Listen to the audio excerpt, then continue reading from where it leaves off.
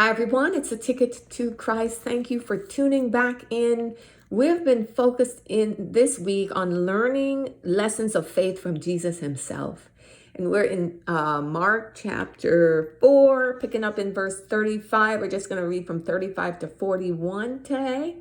It says, "And the same day, when the even was come, he saith unto them, Let us pass over unto the other side. And when they had sent away the multitude, they took him even as he was in the ship. And there were also with him other little ships. And there arose a great storm of wind, and the waves beat into the ship, so that it was now full. And he was in the hinder part of the ship, asleep on a pillow. And they awake him and say unto him, Master, carest thou not that we perish? And he arose and rebuked the wind and said unto the sea, Peace, be still. And the wind ceased, and there was a great calm. And he said unto them, Why are ye so fearful? How is it that ye have no faith? And they feared exceedingly, and said one to another, What manner of man is this, that even the wind and the sea obey him? Okay, this is a powerful account. What is jumping out at you here? What are you seeing? What are you hearing? I think the questions jump out. The questions of disbelief, the question of disbelief, which is Master, verse 38, Master, carest thou not that we perish? And the questions that the Lord asked. Why are ye so fearful? How is it that ye have no faith? Those two questions. So I think if you're going through something, that is the question that you could pose, right, to yourself. Why are you so fearful? How come you don't have any faith, right? And so let's unpack what happened to bring these questions about. So first we see the Lord tells them, well, we're going to go to the other side. So the Lord is leading where they need to go. But even though the Lord is leading where they need to go, it didn't mean that challenges did not come. We see that even though the Lord was leading them, right, and, he was with them, a great storm arose, verse 37. So that can tell you that even if you're walking with the Lord, it doesn't mean that storms won't arise, and big storms, right? It says a great storm of wind. And it looks like it was sudden, right? Because these are seasoned fishermen. So they would have said, oh, there's a storm coming. But it looks to me like it seemed fine. And this great sudden storm arose of wind. And so a lot of times the storms seem really great and big, but they're just full of air, right? But they're bent on destruction. So it's stirring up the environment, right, that should carry them. It's stirred up to violence. And we see the waves beating into the ship, and the ship is now full of water, right? So we see here a cause, what's causing it, and the effect of the cause. And Jesus is sleeping. He's at peace, right? And they're starting to question him now. Question, don't you care? And a lot of times when people are going through this level of challenge, they start feeling, God, don't you hear me? God, don't you care? Why aren't you responding? Why aren't you doing something? It feels like Jesus is asleep on a pillow, right? Because they're not seeing the quick fixes that they expect. Again, we live in a instant gratification society. We live in a fast food world where everything is at our fingertips. And a lot of times we think that that's how God should operate. But that's not how God operates, because that's not, God is a father of power. He's not subject to our whims, right? And he is able to work out things beyond our understanding for our best, right? And a lot of times that's what he's doing. So Jesus is sleeping there long enough for them to see that in their own attempts, they're not able to do it, but also to expose to them a lesson that they need to learn. So Jesus stands up and he does two things. First, he rebukes the wind and then tells the sea to be calm. Peace, be still.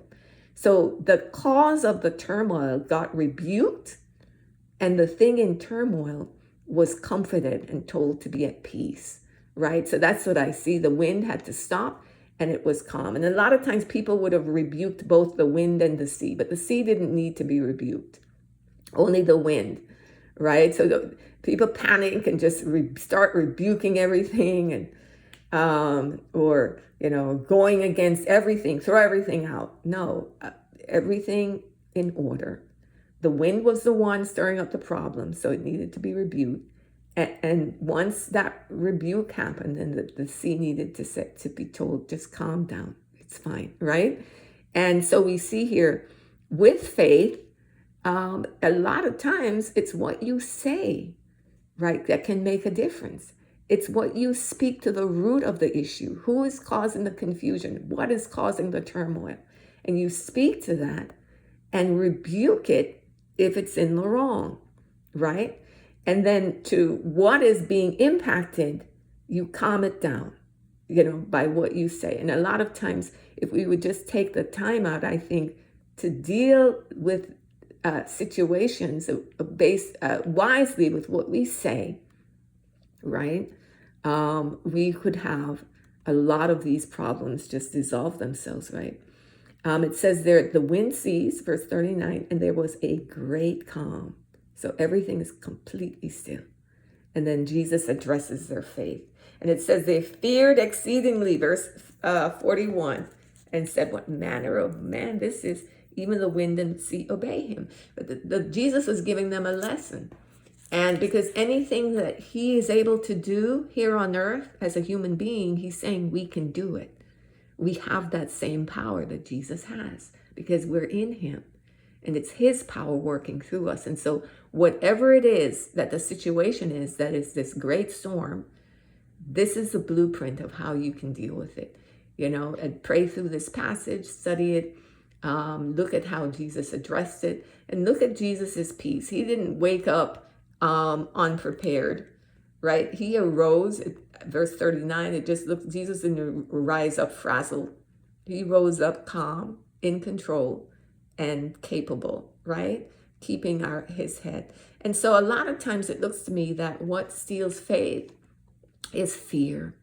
Back to the questions of the Lord. Why are you fearful? What are you afraid of, right? And why don't you have the faith in God that he can deliver you from that? Or, bring about the best intention for you. Romans 8:28, for we know that God works for our good in all things. It's not that you're fatalistic, right? But Jesus didn't just lie back there and just ask the question. First, he stood up and settled the situation. Then he addressed their lack of faith, because he was addressing the fact that they should have been able to rebuke that wind and wave, rebuke the wind and calm the waves, right? And I can imagine they were, fighting to get the water out of the boat. The boat is filling up. They're throwing out water. And it brings to a mind as well, just that what happened with Jonah when he was fleeing, when the boat he was in, the wind and the waves stirred up like that and they threw him in the water because he was running from God.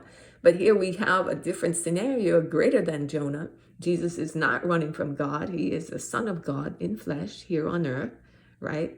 God, in nature God, but in flesh on earth. So we have a different scenario. But again, it brings that to mind and just shows just Jesus being Lord of all, even the wind and the waves, right? So I think that we can take comfort in the power of God in every aspect of life, even the nature, even the elements, right, that can come up against us, things that are beyond our control, things that are unpredictable, right? We can find safety in God. A lot of times people feel like they don't have any control. They live in a lot of fear. But get rid of the fear, because there is no fear in faith. Both can't live side by side. And the life we live by is by the currency of faith. Faith in the atoning work of Jesus Christ on the cross. Faith in the goodness of God. Faith in the promises of God. And the Bible teaches us in Galatians chapter 3 and 4 that we have the blessings of Abraham in Jesus. And go and read what those blessings are and claim them by faith, thanking God for them today over every aspect of your life. We're called to overcome. And if you're called to overcome, it means that there's something to overcome, to victory and to the glory of God. So you have good witness and testimony of God's grace. Beloved, God loves you so much. Have a great day.